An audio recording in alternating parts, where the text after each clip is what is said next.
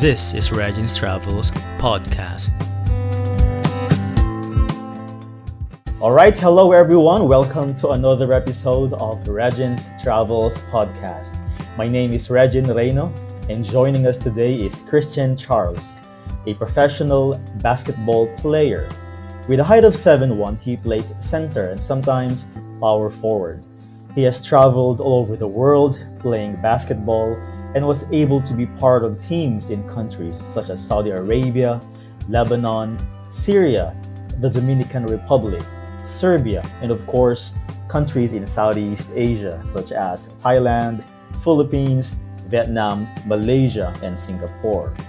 He played professionally in leagues like the Philippine Basketball Association, Lebanese Basketball League, and the ASEAN Basketball League, to name a few.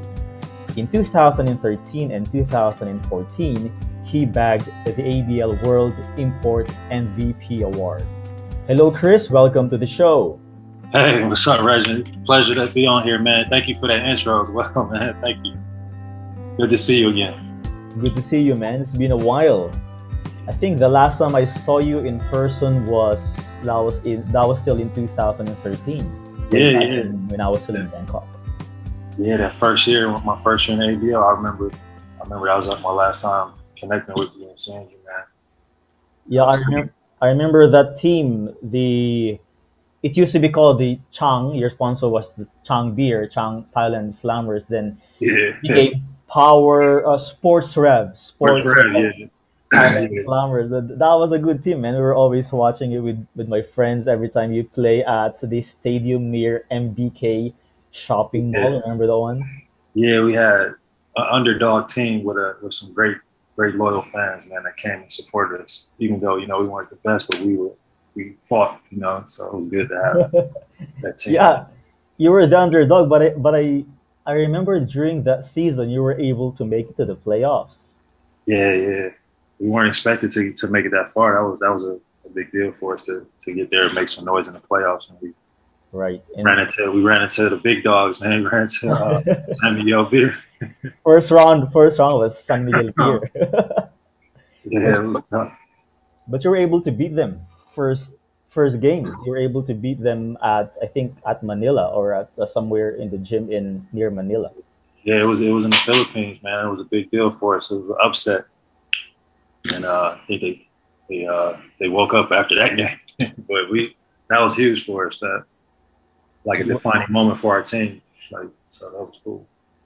You were with Froilan, Baguion, and Tonino Gonzaga from the Philippines, and the rest of the Thai players. Yeah, we had such a cool team. No egos. Everybody was just on the same accord, man. With Froilan, the magician, they call him a magician, man. He made sure everybody was together, elevated everybody's talent. That team was so fun to be a part of. Yeah, it's crazy because during that season, he's averaging like 14 assists, 11 to 14 assists per game. It was crazy, man. It was crazy. He made the game easy for everybody, so he was like a Steve Nash type of point guard. So that made it possible for me to just made the game easy. I always tell him man, he helped me win MVP because playing alongside him, that's really important. It's not just one person, So. Yeah, and you're doing a lot of pick and roll all day, every day. All day, and people knew it was coming because that was the patent thing for us, me and him, and he still found a way to just maneuver and figure things out on the fly. He just was smart. Yeah, it's amazing, man. Amazing. So Froilan Baguion, if you're listening right now, shout out to you, bro. That's my guy, man. So Froilan, the magician. The magician. Yeah, man. So you've been playing basketball overseas for many years already. And I remember 2013, that was your first year in Thailand. I mean, in the ABL. Yeah. But prior to that, you were playing in the Middle East and even in the Dominican Republic. And so how did your basketball career start? Obviously, you're 7'1", but then how did it all start, especially playing abroad and your beginnings? Can you tell us the story of your basketball career? Yeah, playing professionally started, I came out of college. I I averaged like 1 point in college. I went to a big basketball, Villanova University. They have a good reputation. But I didn't play a lot there. So coming out, it wasn't like I had a lot of agents coming after me or anything like that. So I had like a regular job after college. I was working at a car dealership. But then one of the guys that we played against in the summertime, he would come to our open gyms and play with us. He was from like Philadelphia area. And he was a player/agent in Europe. And he remembered me from those open gyms. So he reached out to one of the assistant coaches, Ed Pickney, who's a Villanova legend. He played in the NBA for many years, played with Larry Bird with the Celtics. He was my assistant. So the guy reached out to Ed Pickney and asked about me. And then that's how I got started, really. I started playing. He had a job in Europe for me. I actually had a job in the Dominican Republic. So those were like my beginnings, just having some connections. And then when I got there, I just had to fight for the position, fight for opportunities, man, because again, I only averaged 1 point per game. So it wasn't like I had a big reputation as far as coming in. I had to go and improve myself. And if you talk to guys that play overseas, everybody has like, stories like humble beginnings and, guys like Froilan, like we just were talking about Froilan. I heard some of his stories. A lot of my teammates, we all got like really interesting stories about like how we had to like scrap, fight to get certain positions. I guess that's in anything, any job, but specifically in the basketball area. So that's a long story short. That's like how it started. And since then, I just bounced around from, country to country. Wow. It's amazing because looking at your lifestyle, I look at it and I was like, wow, this guy is doing his passion, which is basketball. At the same time, you're being able to travel the world because of that. So I think that's really amazing, man. It's a blessing, man. And I know you are the man for travel. You've given me travel tips when I went to Cambodia. So I know you live it, you appreciate it. And that's one of the things I developed over like playing basketball is not only just the game, it's also you get a chance to experience these cultures and these perspectives from all different countries. So that's one of the things that I feel like blessed about the chance to get to play the game, but also learn about the world. Oh, you still remember that one? That Cambodia trip. Man, you gave me everything. Like it was like very detailed down to the T. Tips, advice. Me and our general manager Joe Boy at the time, who's from the Philippines as well. Yeah. Like he was like, this is like it really helped us to get through, when you get to certain areas, you don't know it's shady, but you gave us all of the ins and outs. So I appreciate that, man. Expert. That was cool, man. So how was it like during your first year of playing professional basketball overseas? Obviously, you had a job in the States, the car dealership, but then you just shifted towards this, professional league and doing basketball. So how was it like was it Serbia though, or Dominican Republic, your first year? Actually, it was Dominican Republic where I did first, but I only lasted maybe 2 months there because I twisted my ankle and I was replaced. So that was like very short-lived. So I don't really, like my real first job where I was there for an extended amount of time was Serbia.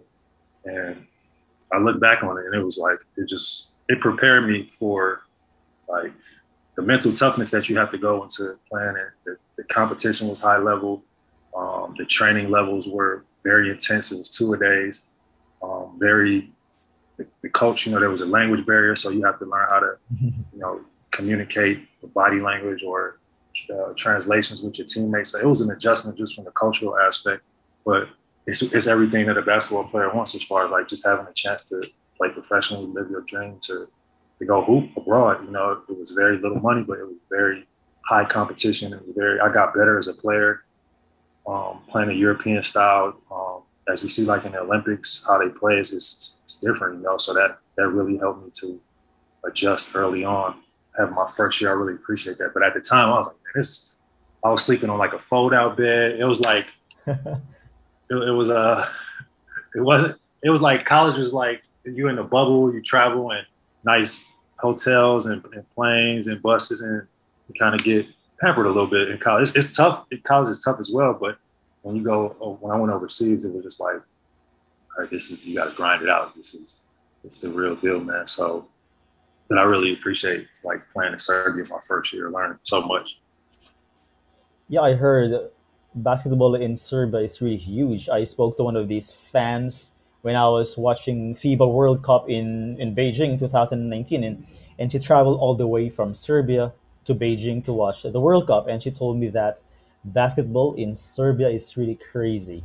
Yeah, yeah. It reminds me of like the Philippines as far as like everybody is it's like it's a part of the culture from what I've seen. Like people play the game like everywhere, you know. So the talent was there, and the toughness. It was they have something like I had a roommate that was from Serbia before I went to college in prep school, and he's always talked to me about how it was like you know, they go hard. And then when I got there and I saw for myself, I was like, yeah, this is like a basketball country. The trainings were very, very high level. The coaches, they have reputations for being like drill sergeants. But again, I appreciate that experience. It was tough, but it helped me get prepared for overseas, just traveling and playing in new environments.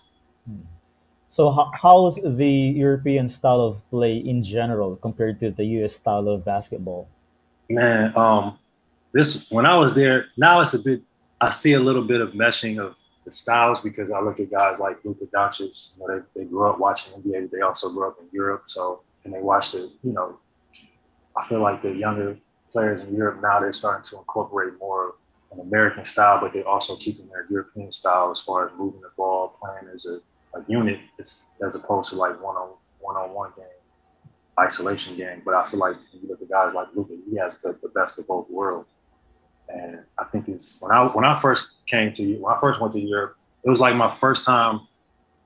People were doing Euro, but I that was my first time like somebody stepping around. I thought it was a travel, like Yeah. a step. I was like, he traveled. I was like, because I'm used to trying to block a shot and you step up, but the guy just took like an extra step, and it was like certain rules that I just wasn't accustomed to. You know, you could tip the ball off the rim. This is just coming up out of college, so I'm like, you could just tip the ball, interfere, but the lane being wider, just certain things I think are different. And the physicality was different. You know, the Big East is physical too, but it's a different type of physical than when I played in Europe.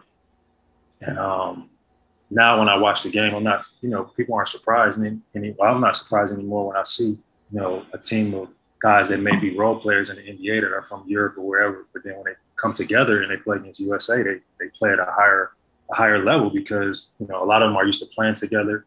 They also have bigger roles when they go to their national teams as opposed to being a role player in the States, and they got something on their chest to prove, you know, so they all come together and anything can happen because people are talented all over now. So, Yes. what year was this when you were in Serbia?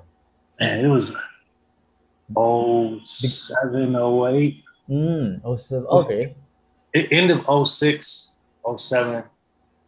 And I played one season and I signed for 2 more seasons, but then I had some contractual issues. So I left. I had to leave early because the Yeah, money. So yeah. yeah. So during these times, the Euro step wasn't that popular in the NBA yet. I think in the NBA, the first player to read that I saw doing the Euro step was Dwayne Wade. He was doing it back then, but I didn't like. I wasn't guarding like when I had to guard it. I was like, yo, he traveled like it just it was new for me. Even though like, yeah, Dwayne Wade was doing it, and I think that was in 06, 07, like something Oh like six, that. yeah, oh six, like when they were the champions. Yeah, and nowadays, like Giannis is always doing it, obviously, right, in the NBA, and a lot of NBA players are kind of like complaining to the ref that is traveling, something like that, whenever he Yeah, does it.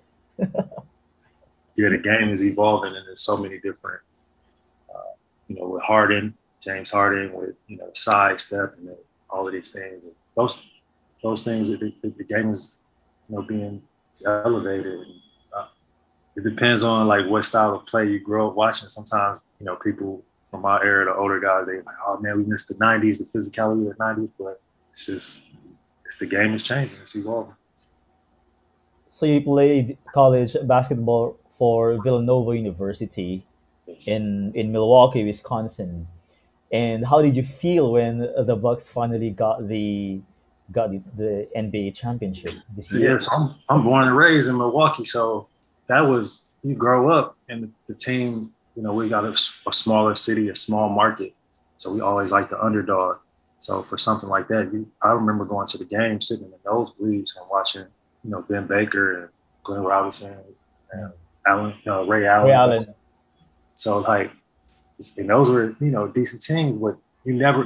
I feel like we always caught a bad break with like draft picks or something. So to see the progression, especially how we got it through a guy like Giannis, who was drafted by the team, and he developed in his story and what type of person he is, you know, character wise, it just was so like cool to see that. I wish I was home for that because all my friends and family, you know, the togetherness, bringing everybody together, sports bring people together, man, that was huge for our city because Milwaukee gets a bad rap. It's like it gets a bad rap, but it's something like that positive. It's huge, man. And I love it, man. I love it. Especially after three attempts, three attempts. The first one was 2019. They got beaten by the Toronto Raptors, and then last year was the Miami Heat. Yeah. I was like, wow, I was kind of losing hope for this team because I really wanted them to be champions as well because I really like Giannis.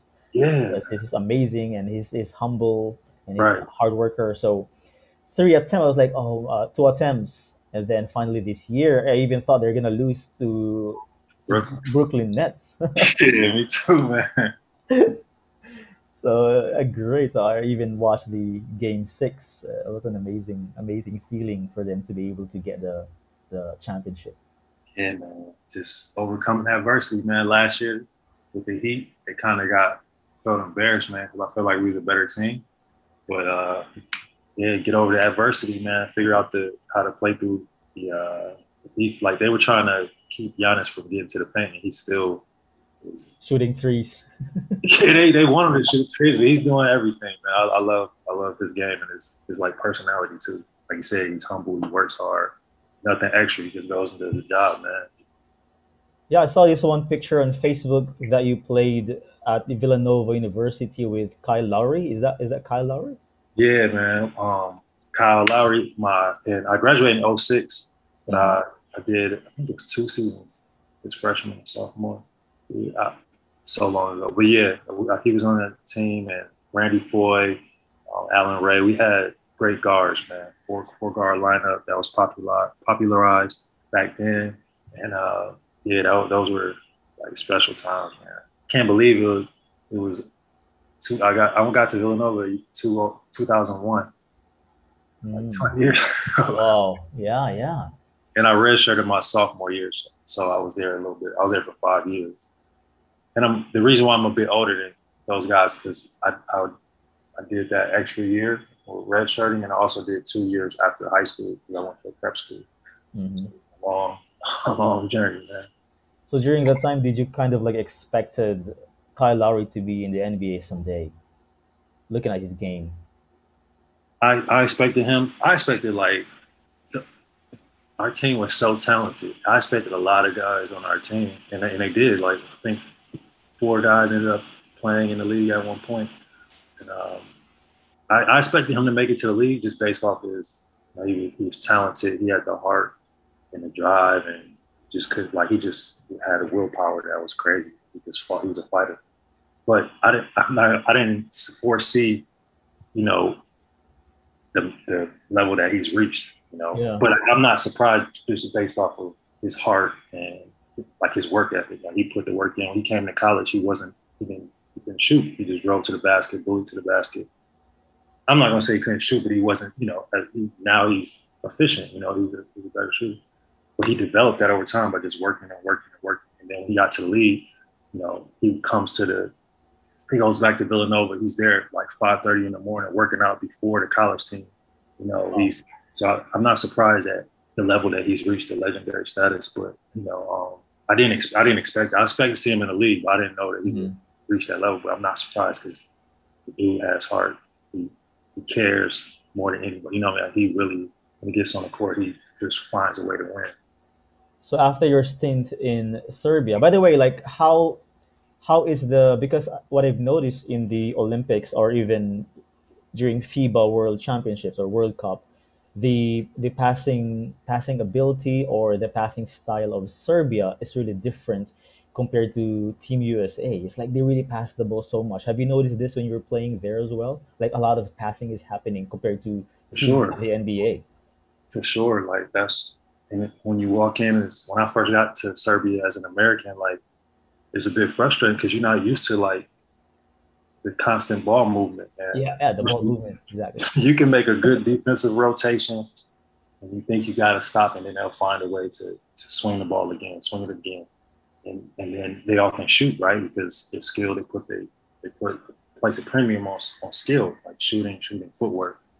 So yeah, just the level of like synchronicity, just playing, trusting each other, like all right, move the ball, move the ball.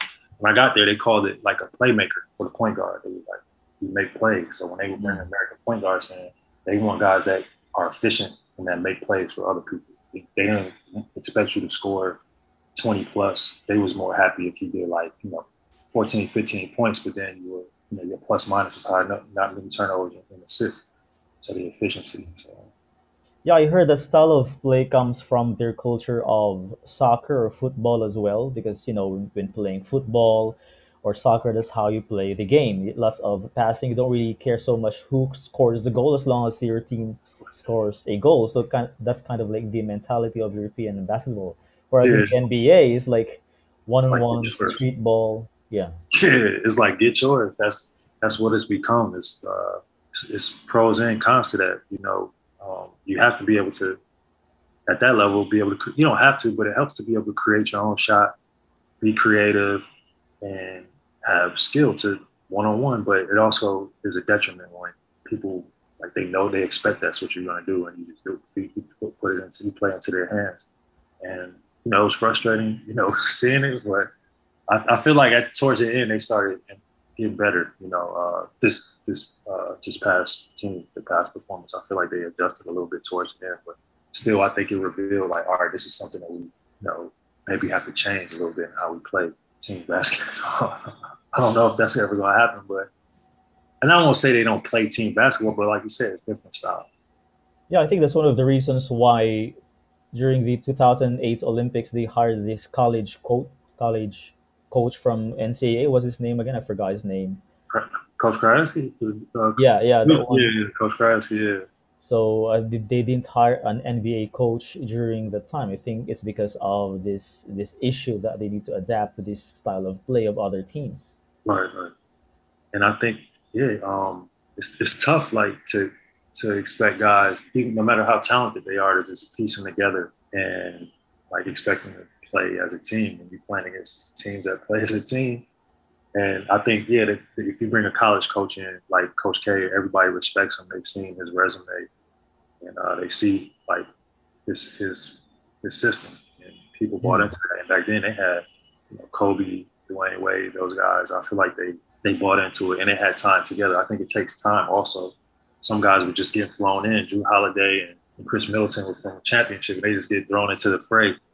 So it's tough to to adjust on the fly like that. Yeah, I think there was even a meme that they were on the same flight with Devin Booker. Yeah, That's like, and they're saying it's kind of awkward. Yeah, man. So man, after playing in Serbia, you went to the Middle East, right? So after Serbia, I went home, and my friend, one of my best friends, man, Randy Foyt, he played for the Minnesota Timberwolves at the time. Oh wow! And I wasn't allowed to, because I left the team because I had some contractual issues. Mm-hmm. They still had my rights, so I wasn't allowed to sign to other teams overseas until my contract expired or I had the issue resolved. So I was in the States, kind of stuck. And Randy was like, "Yo, you can come stay with me and work out with the team, and, until you find something else." So I went to Minnesota, and I was like training with the Timberwolves. And It's amazing. Yeah, Randy really. That was like a reoccurring theme throughout my career. Is like every summer I would go.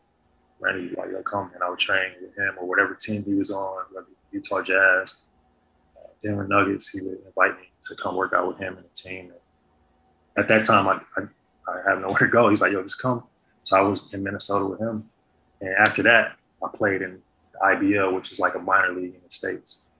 And I played there for a few months. And then I played for the Chicago Bulls team, the summer league team. Wow. In Florida. That's when Derrick Rose was going into his rookie year. Aquino was on the summer league team. And after that, that really helped, my resume to get back overseas. And then after that, that's when I went to the Middle East and then Lebanon and so on. So your height is 7'1".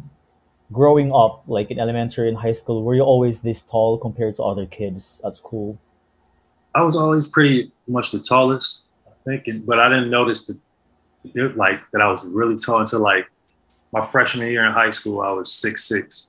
So wow, that's when I was like, oh, and like people started, telling me, yo, you should play. I played like casually at the park with friends and stuff. Yeah. I collected basketball cards. I was a fan. Upper Deck. Those are the expensive ones, man. I forgot which brand it was. It wasn't. I had some Upper Deck, but those were like the top joints. But then, yeah, after that, high school, I wasn't good. I could barely dunk. At the end of my freshman year, I finally dunked. And I played intramural because I didn't make the team. And like going into my junior years when I had a shift, when I started playing basketball, like serious, like, okay, I want to play organized and AAU basketball. Started taking it more serious. So, but I always, from freshman on, I was 6'6" and kept going. So. Yeah, because I remember the story of Dennis Rodman. He was short growing up during his elementary years and high school years, but suddenly it was just a sudden growth spurt. He just suddenly became like what 6'6", 6'7" suddenly. Yeah, I think in his 20s, probably, or like late teenage years. Yeah, some people had a late growth spurt. Yeah. Anthony Davis, he had a growth spurt. And like Carmelo, he was like 6'3" and he shot up. They kept their coordination. So all throughout your basketball life, playing the game, you're always center because of your height, right? Like compared to other kids, your position was always center or power forward. Yeah, I was always center, power forward. But when I used to go play with my cousins, I would try to because one of my favorite players was Penny Hardaway. Then I started watching like. Oh, I love Penny. Yeah, right. And he's like the greatest what if in the NBA. Wow. He was tall guard, man. But yeah, I used to try to emulate him, like dribble the ball. So that's how I kept trying to dribble like him. And then there was a kid named Jonathan Bender that was 6'11", that was like a high school All-American. I seen him on TV, like dribbling and shooting. So when I used to go to the park, I used to try to do that, but I wasn't coordinated enough. But I always wanted to try to be like a guard when I first started. But yeah, I played center before when I was. No, but when you first played for Thailand Slammers in 2013, that's what I noticed about you, because during that time, traditional centers were still a thing. Like post up game, just be in the paints, kind of like that was 2013. But then what I noticed about you was you have good dribbling skills. When I saw you play for Thailand Slammers, you're not like a traditional center where you just post up, you just stay in the paint, kind of like what Shaq does. But you have these dribbling skills, and you sometimes go stretch the court as well during the time. That's what I noticed. And then maybe that's the reason, because you're emulating Penny Hardaway. That was who, like those players, even like Kevin Garnett, Tim Duncan, like they weren't just all back to the basket players. They faced up a little bit, could handle the ball a little bit. So when I was in prep school and when I got to college, in practice we used to work on like all of those things. And I didn't get a chance to use it in the game that much because I didn't play a lot. And back then, like you said, the traditional big was the thing. So that actually was like a knock against my game. It's like, oh, he doesn't have, like, he's not a 5, like he's too skinny. When I first came to the ABL, the people thought, because all of the bigs were like 250, 260 and up for our weight. Yeah, everybody like big and like traditional big. So they was like, oh, he might be too skinny. He might be, but that's where I had to like try to use other things to my advantage, like the ball handling stuff we worked on at Philadelphia. When I went with Randy, he would make me do guard workouts, whatever he did.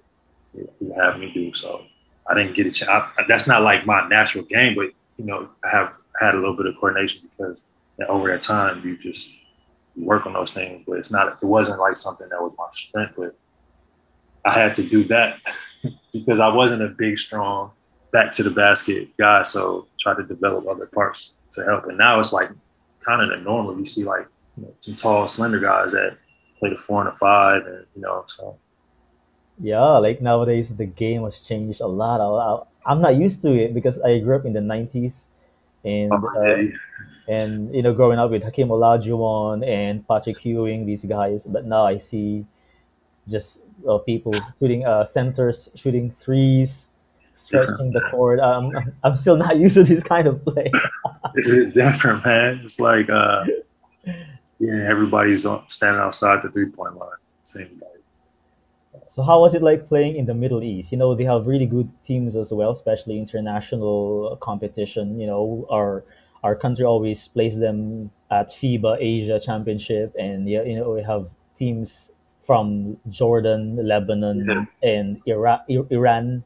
These are really good teams. So how was it playing there? Especially you played in Lebanon, Syria, and Saudi Arabia.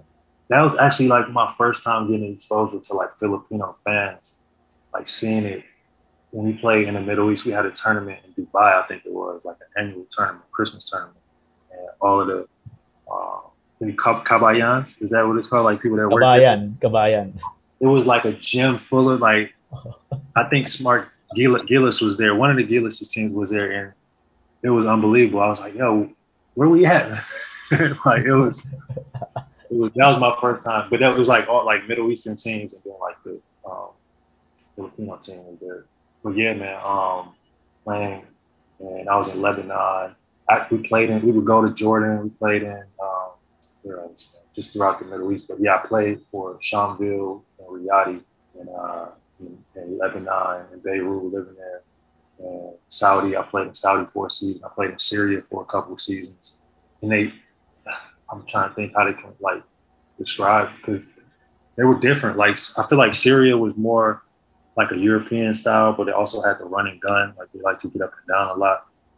But I loved it there. I loved the Middle East. It was like a cultural adjustment going from place to place, but I learned so much just about culture, religion, people, like perspectives, of food, everything. Like, in the States, sometimes coming up, is you get a perception about certain areas that you hear on the news. You know what I mean? Like, and it's not what it really is. Once you go there and see how it really is, you see a lot of the commonalities. You see the differences, but you see how much we all have in common.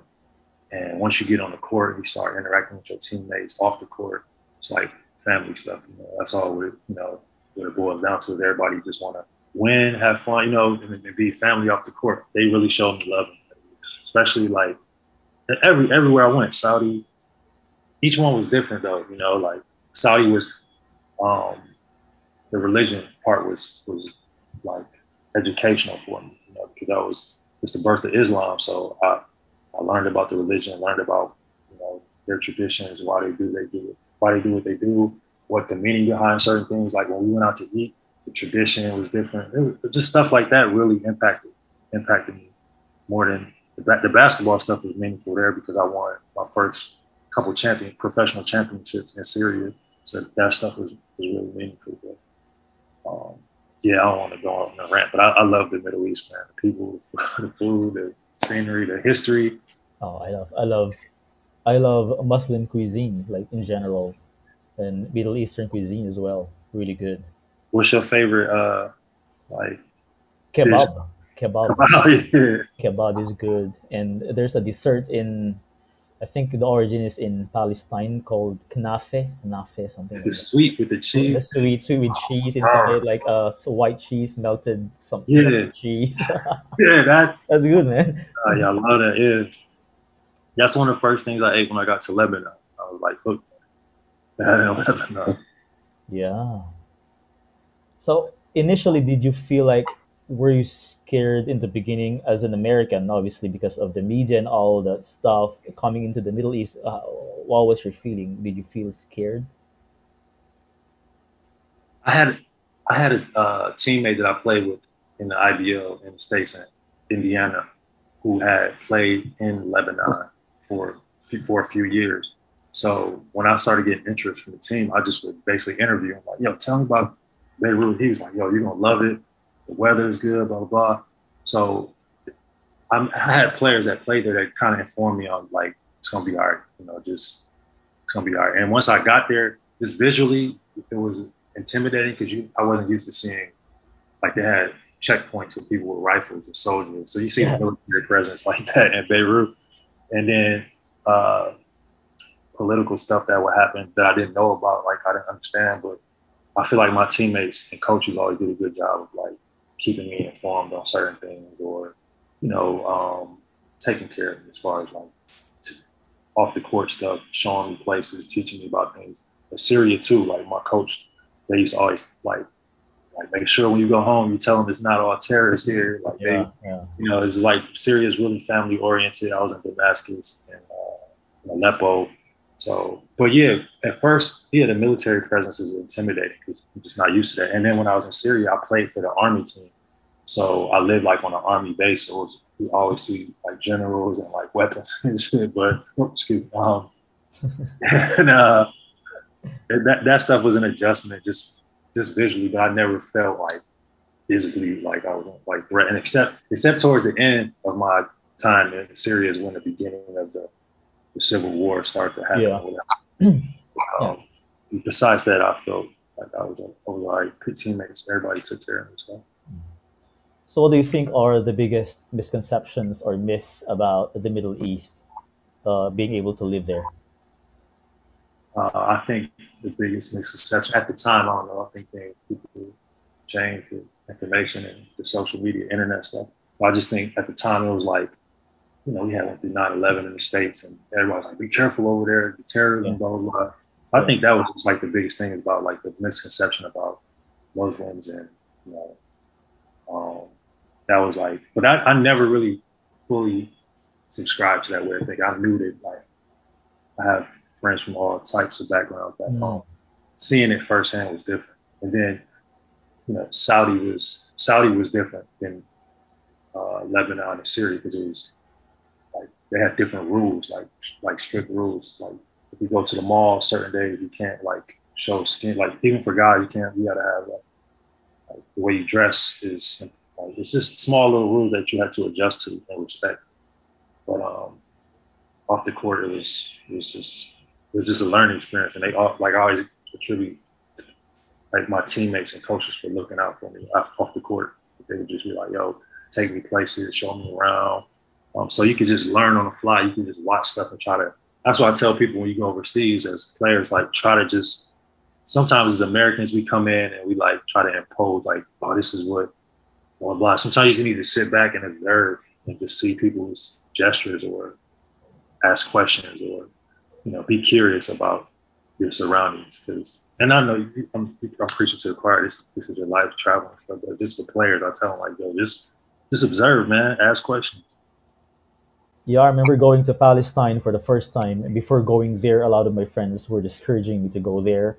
And I was a bit hesitant as well, obviously because of what we see on the news. Yeah. But upon coming to Palestine, upon arriving there, I've just experienced one of the kindest locals I've had in all my travels. Yeah. The Palestinians are really kind. There was even one time where we ate at a shop, and then knowing that I was a visitor, the shop owner didn't let me pay.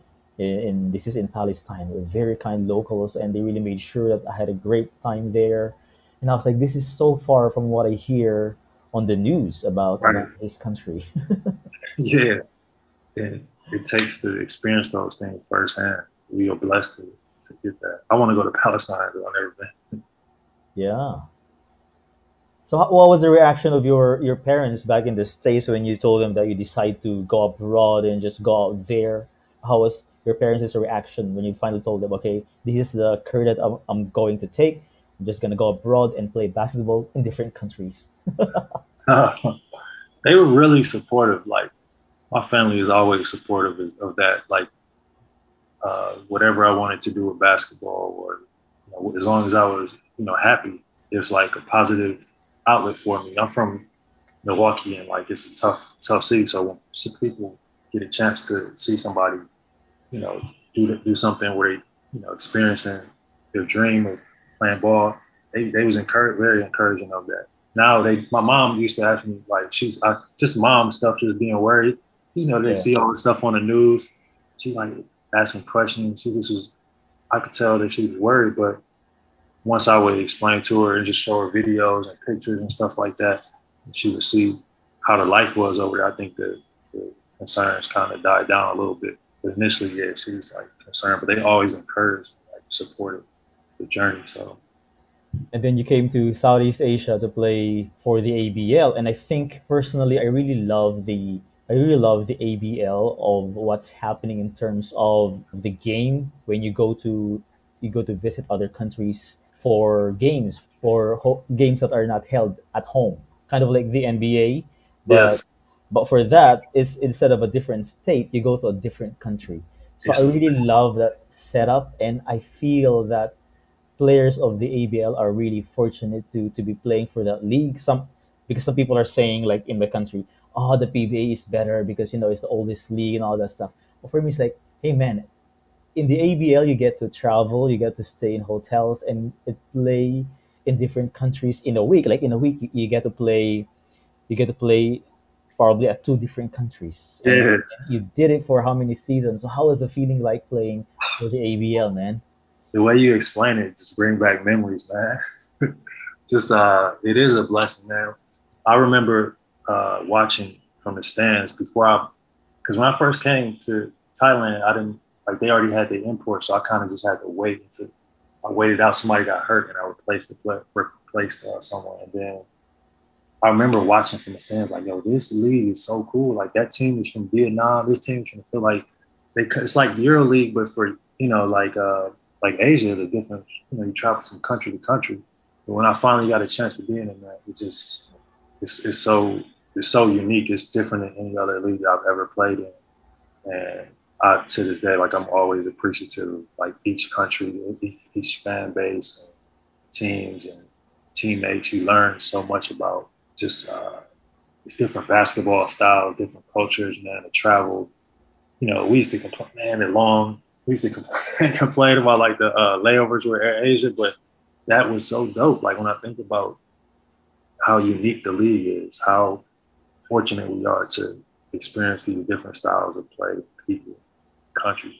And it's expanding, even before COVID, it was expanding in Taiwan and Yeah. China. And there were talks of like a team from Japan. So it was getting to be, and I see in the future it's going to be better. Yeah, it's amazing because the league, when it was just starting, they have this promotion, kind of like raffle promo, and I won twice for that promotion, which is to travel with teams. So during during the 2011 season, when Thailand Slammers got a championship, for the presentation dinner, which was in held in Kuala Lumpur, because that was the base of the ABL, I was able to go for the championship presentation dinner. And then back in 2012 for the championship game, they had a promotion again for fans to be able to watch a championship game. And I won it again. So I was able to go to Indonesia to watch the championship game between Indonesia Warriors and San Miguel Beer. Oh man. So, and I was in the same hotel with the players and the staff. That's where I knew Froilan Baguion because they were the champions in 2011. So I was on the same plane with him. Oh So my that's God. what I knew him, and I saw the lifestyle, man. It's like, wow. I remember this game after the championship in Indonesia. San Miguel Beer lost the game one. So after that, no more game, right? So they were just relaxing. They were eating. They're going to the pool as a team, and they will eat breakfast together at the hotel. And I was like, wow, this is the life that I want. To be honest, like I almost applied to be a photographer for the ABL during that time because I really Yeah. wanted to have that lifestyle. Yeah, yeah. It's really cool, man. It is like, and the simple things like you were explaining, like just being with a team, just being with that lifestyle of being a collective, being together, traveling, being around the sport and the people, not just like the players, but like I said, like photographers that like it's like an ABL. That's cool. I miss that. Did you feel tired though? Like, in a week you get to go to two different countries, always being on the plane and staying at hotels. How did you feel? Did you feel tired doing that? Man, I looked at it because I have friends that play in the NBA, so they play like 82 games. They traveling all the time. It's not like us, like we had to do long layovers and stuff like that. But I looked at it as just like it was a blessing. Yeah, we all complain sometimes and the fatigue and things like that, but that's a part of being a professional, man. And I will find ways to like try to like I'll be stretching in the airport, doing exercises in the airport, have them on my legs on the plane, walking around, try to keep my body loose and fresh. But at the time, yeah, we always complain like, man, what time we gotta leave? We gotta do this, blah blah. But at the same time, it's a huge blessing, man. Yeah, fatigue and that stuff. That's a part of the gig, man. Take that over working at a car dealership. What I was doing, taking out trash, man, answering phone. Yeah, that was a dream. I miss it. I miss it. So how do you maintain your fitness while on the road? During the games? Yeah, because obviously in Bangkok you have your own gym, Yeah, the team's gym, but then you're on the road, and how do you maintain your fitness? So you have to maintain it, right? So how do yeah, you? yeah. We would leave like the day before a game, sometimes earlier, and they have like a weight room in the hotel. Oh, I'll get a little lift in. We'll have like shoot around. I used to bring like resistance bands or do a lot of stretching. But yeah, like I would go to the hotel weight rooms, or we like you said, you see like teams in the pool. Like we'll go move around in the pool, do some cardio stuff there. So it was like little ways we would find. And for me, like in between like travel, I would try to do something in the airport sometimes. Like as I got older, I was more aware of that stuff. So because I had injuries and swelling in the knee and all that stuff, so I was more aware of like, all right, that's a recovery time. Like when you're on a plane, when you in the airport waiting, like that's time for you to do like recovery stuff. You could do stretching, you could do resistance bands. I had like a portable stem machine, foam roller. All that stuff is like you try to do recovery stuff while you're traveling. So I miss that part too, because that's like a part of your lifestyle when you stop. yeah, and it takes a lot of discipline as well. So how about your coaching staff? Do they look after after what you do? Like for example, what you eat? Do they kind of reprimand you if you eat something that is not good, or basically just have to be responsible for that? Coach Bryant used to coach, Jellybean. He used to talk to us about little habit stuff. Like he'd tell us, like, "Hey, take care of your body, sleep, eat right." When I got to Singapore swimming, like they was like really hands on about it. So they had a nutritionist that showed us. Like we went to like a cooking class that showed us how to make like healthy snacks that we could take on the road. They had like a massage therapist the day after the game. You get a massage. Wow. It was connected to the Singapore Slingers.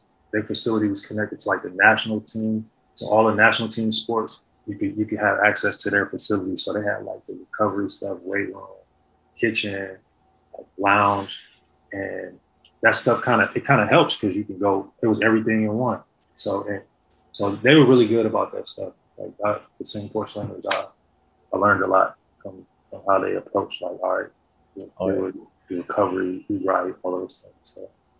Yeah, they really have a good system. Singapore is always very systematic in everything that they do. When I was in the Philippines, though, and I played for Blackwater and John Aquino. He's like a strength and conditioning guy. And Asi like used to take me. Asi Talava took me to him, and I learned a lot about like because I was starting to get I was like in my mid-30s, and I started watching Asi. He took me around. I just seen how much he took care of his body. So that's somebody I learned too as well, just from like the ABL connection. It's like being around Asi, how much like he's working with John Aquino doing all kind of next level workouts that extended his career. And that's somebody that I was like, man, I'm trying to be like Asi. He played too. He's 40 something. He's still playing, right? It's I think oh, he is. I think he is still playing. Yeah, but during that time when you played against him, was already 40. yeah. He was already 40 during that time. So how about in the ABL? Who is like the toughest center that you've played with? like banging bodies in the paint with someone who is like this tough guy that you really Steve, you think Steve it's really, Thomas, huh? Stephen Thomas, my teammate. Like when he played for my first in ABL, he played for Indonesia Warriors, Indonesia, yeah. and I played for the Slammers. That was just like a tough matchup. Um, it's the physicality, you know what I mean? Like he gonna lay on you, he gonna talk, like. So when he came on the team, I was like, all right, we're perfect. Yeah, and during that time you got a championship. Yeah. And you know who else was tough for me? Like people are hard in this game, but like Sam DeGuara was tough. Like just because you really gotta devise a scheme and you gotta think about certain things that I don't normally think about playing against other players. And he was tough. Sam DeGuara and also Balkman from the other Philippines team. Ronaldo Balkman was tough. He was tough in that game. So you were able to play in the Philippines as well, albeit that was quite a short stint. So how did you find the Philippine atmosphere of basketball? Because in the Philippines we are very passionate about basketball here, like sometimes crazy passionate. Yeah. So were you able to experience it? Yes. I was just talking to somebody about this last night. They asked me about like what was the like best fans, and I was like, it varies, but as far as the culture and like the involvement in the game, the fans are it's gonna be standing room only. Like they really know the game. And they show love for the game. Like they gonna kill. Like if the opposing team, they killing you. Yeah, blah, blah, it's going crazy. But after the game, they show the players respect because they understand like they grow up watching the game. It's a part of culture. So I had a chance to experience that. Like that was my favorite. Whenever we went to the Philippines, that was like my favorite trip. That and like Vietnam, because they had some crazy fans too. But like going to the Philippines was something I always like look forward to. It was just like a basketball experience. Not only when we go to the game, and the fans is crazy and everything, but just in the street, like we get into a taxi and they know about the history of PBA. Go to the mall and you have conversations with people that know a lot about the game, like really high level stuff. So I'm like, man, I just appreciate the love for the game here. Yeah, and I remember you were able to play on the street as well. You were able to play street ball basketball in the Philippines as well, in the Votas. I saw that. Yeah, yeah. That was Baguion's. That was Froilan. That was Freud. Yeah, Freud. When I played in the PBA, I got injured, but I stayed after I got hurt just to rehab. Like I stayed and I worked out with John Aquino. That's when I was with. Freud was like, yo, once I started getting healthy towards the end, Freud was like, yo, you want to come play in this tournament? So I was like, sure. It was like a street ball tournament. It was like something I seen on TV, just like people hanging from the fences. It's like Rucker Park type stuff, like people. It was just a street game. I'm like, yo, this is just like a street game, but it was so many people. It showed so much love, man. It was like pure basketball, you know what I'm saying? Just street, as far as the fans, you know what I mean? Like that was, and then you go to, what do you call it? What's the word for barangay? Barangay. Yeah. And then I go and I'm seeing kids playing with their shoes off, no shoes, and just like every corner is a hoop. And like we went to an island, it was a hoop on an island, so it's just ubiquitous. Is that the word, ubiquitous? So it's like everywhere. That's what was everywhere. So I love that, man.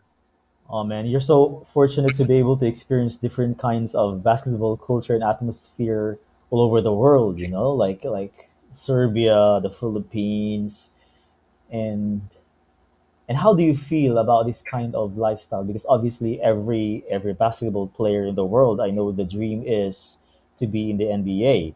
Yeah. But you've mentioned in one of your posts that you may not be in the NBA, but playing overseas for you has its benefits, and sometimes you even think that it's an advantage. And you even said on your Facebook post that overseas ball is a huge blessing in itself, and carving out a career abroad is an enriching experience. The cross cultural opportunities, growth, global perspective, and relationship built are priceless. That's it, man. That's it, man. Thank you, by the way, for referencing that post, man. But yeah, like you said, um, it's a blessing, man. Like we get caught up in like looking at it as just like a singular thing. Like, oh, if you don't make it to, everybody wants to make it to the league and make millions of dollars. That's the highest level of the game. That's what we see growing up. But there's this other world that's out there that I feel like you really benefit from as a player and as a person, that you can get so much of, that you can share with other people that you might not get if you were playing, you know, on a different, like just playing the league. So I try to look at it, the positive sides of it. It's just so much that you absorb and you pick up along the way that you don't even understand in the beginning, because you're just like, I want to get to the league, I want to make this money, blah, blah, blah. But then you go through all these different travels, and you know, it may not be glamorous, and travel, it's a lot of ups and downs, but I'll take that any day. We get a chance to play a game we love, man. So just have to look at all the positives that, like just travel in general. Like you know what it is, man. You see all of the benefits, but if you get a chance to do that for a living, even if it's not millions of dollars, it's so rewarding. Yeah, and the fact that you get to do this for free, traveling for free, is I think one of the best benefits of doing this. Free hotel, free food, free plane rides. Yeah, and it's work, you know. Like when I'm not, like, a lot of times I regret, like sometimes I would just, because it's a job. If you don't perform, you get sent home, you get fired. So sometimes I didn't get a chance to not indulge, but experience how I could have. But I was like, yo, you have to, like, it's balance. Like you can't, like, after the season, I would try to be traveling and get to do more, because when you travel, yeah, you get to experience stuff, but it's also a job that you got to stay locked into, man. So you played with the dad of one of the best players in the world, Joe Jellybean Bryant, obviously an NBA player as well. How was it like playing for Jellybean? Man, it was like the perfect timing for where I was at in my career, and he just was like very. At first, you're like, man, you think because, you know, he's Kobe's dad, is he gonna be critical because he's seen the best of you? Like you want to live up to a certain standard. Yeah. All right, I gotta. This is Kobe's dad. But then after a while, it's like he's just like a dude from Philly. You know, he's very down to earth, very straightforward, very honest. And he gave us a lot of, like, he empowered us. You know, he would challenge us, but he also was like, yo, give you free reign as long as you played as hard as you could. It's like a player's coach, as they say, you know. So he understands the mental part of it, the psyche that goes into everything. He understood, like, the cultures too. Like, I just learned a lot just by watching how he interacted with people and how you just thought, how you approach the game too. Like, he was very serious about it, but he also was very just go have fun, man. And I think that really helped with the locals here too. We had like a lot of young, inexperienced locals, and he like empowered them by not putting too much. Like, he challenged them, but he didn't put too much pressure on them at the time.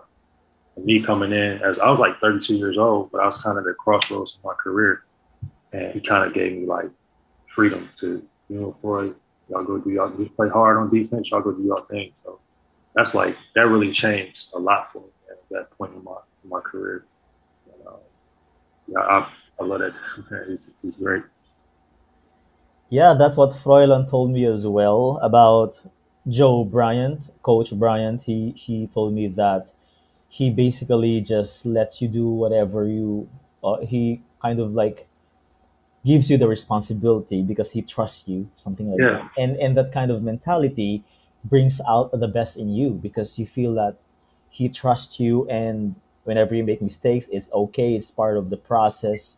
So I think that will really bring out the best in you, and it showed on his stats as well. I think in all his seasons in the ABL, being with Coach Bryant was his highest stats. I'm talking about Froilan Baguion in terms of assist and other stuff. Yeah. So I think that was a good approach in terms of coaching, because most of the coaches, we think the best coaches are really to be strict, you need to be always angry, but then there's a different approach to that, and it brought out the best in his players. For sure, I agree with that. He did trust, like Freud, like he earned that trust though too. Like Freud earned that. Like he came in and he was a beast. Like he was tough. I remember it was like me and another American Nate Burleson, who played like a season in the league, I think. Now he's like a player development coach in the league. But it was like me and him, and we was playing against Froid. And Froid was like going at like, I was like, who's this dude, man? He was going at us, man. And he had that mentality from the jump, like he was gonna go. And I think he earned Coach Bryant's respect to give him that freedom. So when the season came, I came in a few games in, but it was like, all right, before you can run the show, man, like he was a coach on the floor. Yeah, he even said in one of the articles that based on his style of play and his abilities, he can be in the NBA. Like if he was younger during that time, he would help him be in the NBA. Definitely had like this. Uh, for now, the game is different with the point guard position. I feel like it's just changed from it. But he definitely had like the Steve Nash, Jason Kidd type of thing going on, where you put him with the right, like you just give him like trust him. He gonna figure it out. Yeah, it's like a dying breed, man. Pass first point guards. Who else are the pass first point guards in the NBA right now, apart from Rondo and Chris Paul? Who else? Yeah, like Rubio is kind of a throwback, but yeah, it's rich. The game has changed a lot, so it's just like it's a gift and a curse for us, man. You're doing this Cultivate basketball right now. Can you tell us more about this? Yeah, so Cultivate Basketball it started out as an idea a few years ago. When I was going through some injuries, I just had time to reflect on like what the game helped me develop, not only from the basketball standpoint, but mindset, the cultural experiences and everything. I kind of wanted to incorporate all of these years of different things I've learned, different styles of play, different things that I've learned from like the nutrition, how to take care of your body on the road. And I was like, how can I like put this all together and pass it on to the next generation? And that's where Cultivate, came into play when I started thinking about how basketball helped me grow as a person. So that's where that started. Is like, okay, I want to continue to pass on everything I learned from all of these things over the years, man. So that's what I've been doing, like trying to build and develop what this is. So it's not just basketball skill work and all of that. That's like the foundation. That's what something that we're focusing on. But I also want to do things like activities in the community. Like we just did some stuff with Bangkok community help, where they're donating to people that have been hit by the pandemic really hard, the underprivileged. So I want to do all of those things in one. So also like working on this health and wellness retreat to teach people, about incorporating yoga and meditation into what they do. All these things I learned about just the game and life, and just trying to pass that on. So that's what Cultivate Basketball is, just helping players grow and develop on and off the court. I think it's amazing, man, because you're giving back to the community. I think that's very meaningful. Doing things that are meaningful is really fulfilling and it brings us happiness. So I think that's really good what you're doing. And I had so many like people give me things like as far as lessons, experiences, things that help me grow.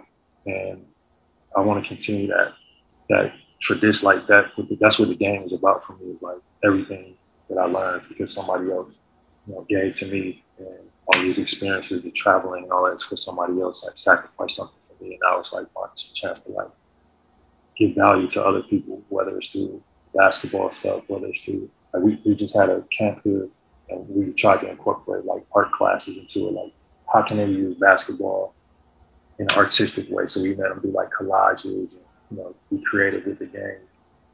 Because there's so many different like aspects of basketball. You don't have to just be a basketball player. You can be CEO, you can be a world traveler. Like it's so many different things that you learn from the game that you can incorporate into other areas of your life professionally, personally. So that's what I want to keep on with that Cultivate Basketball. What was your feeling when you first got the MVP award, ABL MVP Award in 2013? You even traveled all the way to the Philippines to get that trophy. Um, First, the ABL they do a good job of just. I hadn't been a part of a league like that where it was like it was organized. It had the MVP defensive player, like the way it's set up. the media and stuff. That was cool to experience that. But at the time, like when you did it, you're not I wasn't thinking about getting that. Like during the course of the season, I wasn't thinking like I'm trying to get this accolade or that accolade. You're just trying to like perform, keep your job, and like be successful with your team, taking it day by day. So I never like looked at it like, man, MVP this year. It's just like just trying to hoop, win the game, like try to win the games. And when it happened, I just was like, just praying to God, like, thank you, and looking back on everything that led up to it, all of the stuff that I thought was probably a failure, but it led up to that moment. All the stuff that I've been through, like with not averaging a lot of points in college, or it's just a lot of up and down. All players have a story, and you just think about those things when you get to a certain point, like, oh man, this happened because of this led up to this. And my family supported me up to that. It was like so many people that supported. I just thought about them, like, if they didn't help me, I would not be here. So you think about your teammates, playing with Froilan, playing for Coach Bryant, like all the unselfishness of my teammates. You think about all the peripheral things that when you play, you just focus on playing, but then when it happened, I'm thinking about all these other things. Like, oh, this led up to this. So that's a long answer, but in a nutshell, I was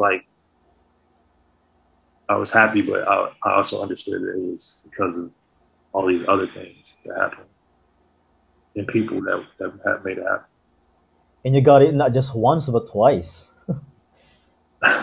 2014 as well, and you even got the Defensive Player of the Year, man.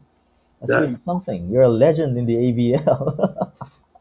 There's a lot of it is circumstantial too, man. Like playing with the right people, being in the right system.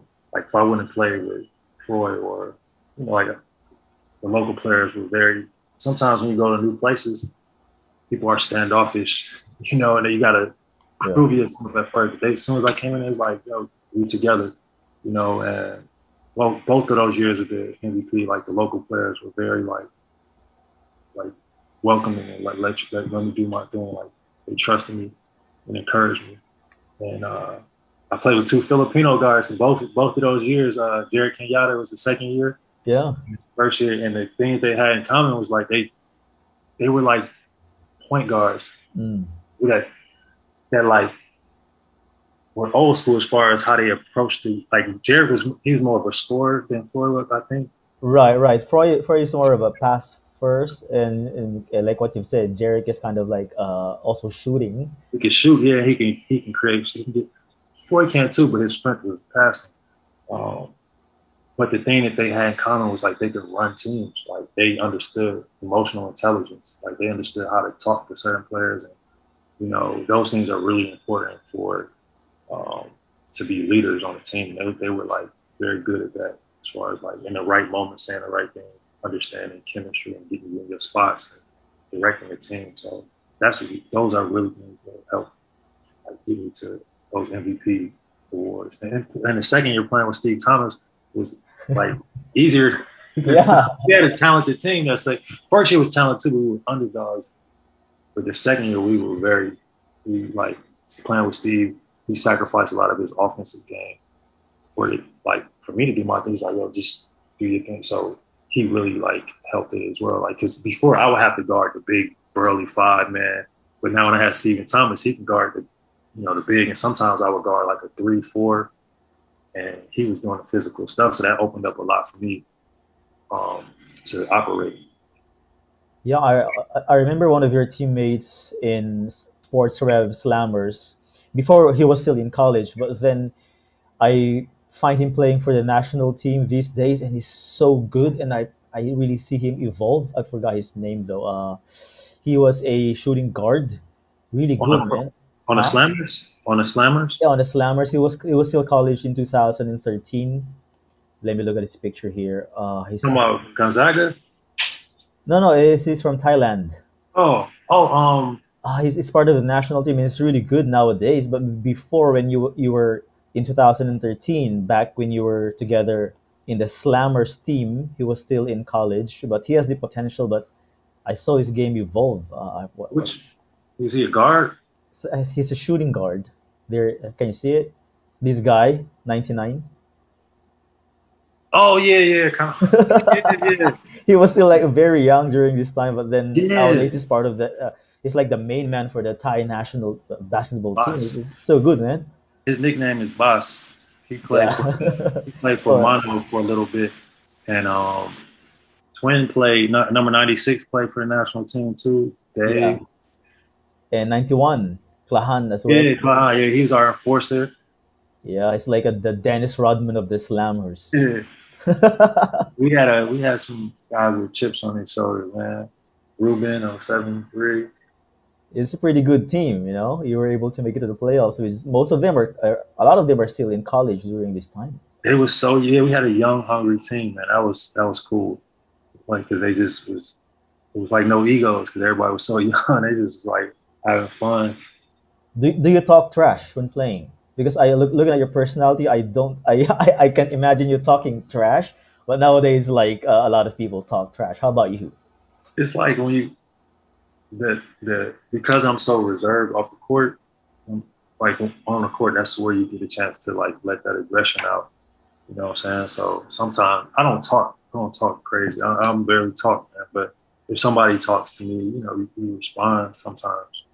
But I don't really do too much of that, man. That was Steve, man. I felt that was the enforcer, man. Steve was the man. I ain't have to say nothing. Steve was the man. So, I never really got Steve, and there's this one import as well. I think his name is Justin. He played for the Slammers and Saigon Heat. It's like I don't know if Justin you remember Howard. him. Yeah, Justin Howard. Boy, man. That's my boy, yeah. We're able to experience fights in your career in the ABL. I don't remember seeing you fight. I had a scuffle in Vietnam. I got suspended. Oh yeah, I remember the one, 2013, right? Yeah, so I got suspended for our game against San Miguel Beerman. I think it was like the last regular season game against them. I got suspended that game because prior to that I got into like it didn't connect, but it was like it got out of control, and I almost got into a fight with I forgot his name, David Palmer. David Palmer. Oh. Because Clayhan, the guy you're talking about, the Dennis Rodman, at the time I didn't know, but I went and watched film. Like he initiated something with Palmer, and I went to protect like Clayhan, take up for my teammate, and him and David Palmer got into it, and I was like taking it for Clayhan, and then me and David got I got suspended. Yeah, I think I remember that one. Yeah. I was, but that's how it is. Sometimes, like you're a nice guy, it comes out. People are surprised. It comes out the wrong way, but I'm glad it didn't go any further than what it did. And I think one of the best things playing for Jelly Bean Joe Bryant, man, is you get to hear stories firsthand about Kobe Bryant. Like I remember talking to him during your warm up. I went to Joe Bryant and I told him, "Hey man, yesterday Kobe Bryant scored only 4 points, only 9 points, something like that." Because that was the time when Kobe Bryant already is like towards the end of his career, and he scored 9 points in the game. It's like, hey, Kobe Bryant scored just 9 points, and he told me, yeah, but he has like I think 10 assists or something. But he has 11 assists, he told me, and we were talking about Kobe, and that was just one time. So I can imagine you being with him, like you've heard a lot of stories, man. Yeah, I had to hold back on asking because I just would like wait for other people to ask him and then just listen. He has so many like insights and stories on like Kobe upbringing, and his mindset, how you like just stories, and you hear from the source. You hear like, man, this is like inside info on like now you see documentaries and everything, but to see it there, and then like Kobe's mom came, and just to see like, man, you can understand why he is the way he is as far as the like competitive spirit, because his parents is competitive. Like his mom used to come to the game, she'd be in the crowd. Yeah, you know, she was a fighter too. Like as far as having that drive, and Jelly Bean, Jelly used to come to practice. Sometimes he would practice with us, you know, and he's like in his 50s at the time or something like that, and he was just hooping. You could see that competitiveness, that drive. He's still strong. He could still, yeah, he could pass. It was cool to hear all of those stories and the experience. Just be like, I was like, man, it's nothing I could do to impress this guy. He's seen it all, like, but you just learn a lot through those stories, man. On the bus rides, playing, it was cool, man. Do you still stay in contact with him though? Like, do you still have his contacts? His email, I shot him an email in a fortunate situation. You know, I haven't reached out to him, but I haven't like talked to him. Wow, I need to find him, man. He's had an impact on all our slammers. That was legendary stuff, man. All right, Chris, thank you so much for your time. And before we end this podcast, obviously you had an amazing career, like looking at your career playing in different countries and getting these championships and awards and being able to impact the game, not just the game itself, but also the community and especially the kids, with your Cultivate basketball. Any final words to our listeners out there, especially those who want to pursue a career in professional basketball? Uh, First, I want to thank you for using your platform to have this conversation, man. This is what basketball is about for me, is having relationships with special people like you, man. So thank you. But yeah, for people that are looking towards, they're aspiring to be a professional athlete, professional basketball player, is try to take it day by day, like the process, like what I said in the status and my Facebook stuff is just about, it's a day by day process to try to do incremental things. If we look too far ahead, sometimes we can get distracted. But when you get lost in the process and just have fun with the hard stuff, which is like monotonous, it can be boring. But try to fall in love with the process, and you'll succeed in anything. And remember, like, how you got there. Remember the people that helped you get to that point. And when it's your turn to give back, like, that's what Cultivate is like trying to give back. So the day-by-day process and giving back. So I know it's cliche, but that's what the game it is for me. And I think it can benefit a lot of people. What are some of the greatest lessons you've learned playing basketball in a lot of countries? I learned to be able to, you have to be able to adapt and perform no matter where you are. And in order to, like, how you do that is you have to be really observant. You have to try to ask questions and listen to people that came ahead of you. Like, I had older people talk to me and try to learn from people that came ahead of me. So I think one of the biggest lessons I learned is like just observing and trying to sit back and learning and watching and taking all you learn and apply it on the fly. You got to be really adaptable, quick. Like watching the Olympics, that's like with America, like the USA team. I think they took them a while to kind of adapt. So that's one of the main things I learned about overseas is just like you got to learn, adapt like quickly and appreciate that difference. The things that you see that's different, don't look at it as like something that you got to overcome. Look at it as something that's going to make you better in the long run. My friend sent me a question on Instagram for you. I forgot to read it, so I'm just gonna read it now. This is from Summer Sarmiento. She's asking you, how did the pandemic change you as a person and as a basketball player? So that's a good question. It changed me because, I was at the end of my career anyway, like trying to transition to like, what am I going to do after basketball? It made me focus on like what's next after basketball, what's next after professional basketball. And it's been a real challenge as far as identifying. And this is something that I want to tap into with Cultivate Basketball, is like helping players transition. That's been one of the toughest things. Is like, just like how everybody had to adapt and shift and kind of pivot and try new things, like a lot of now we doing online stuff. That's how I feel like with my life. It's like, all right, now I have to shift into 20 years basketball has been playing, the lifestyle has been my life, but now it's like we got to figure out what comes after basketball. So I feel like that's been one of the biggest changes and adaptation. That's, for a lot of people, that's tough because your whole life you have this routine.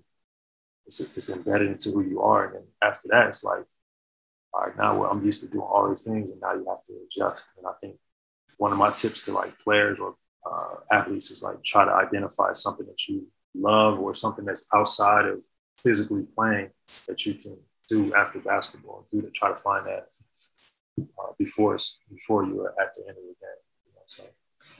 Thank you so much for your time, Chris, and I hope you all the best, and I hope to see you once again in person someday Man, after this pandemic. Yeah, on our travels, man, we gotta connect, man. Thank you so much, man. Stay safe. Yeah, it's an honor for you to be here on the podcast. Thank you. All right, man. Thank you. All right, guys, so before we end, I'm gonna leave you with a travel quote. Though we travel the world over to find the beautiful, we must carry it with us or we find it not. By Ralph Waldo Emerson. Thank you guys for tuning in. This has been your host, Regin Reyno. Till the next episode.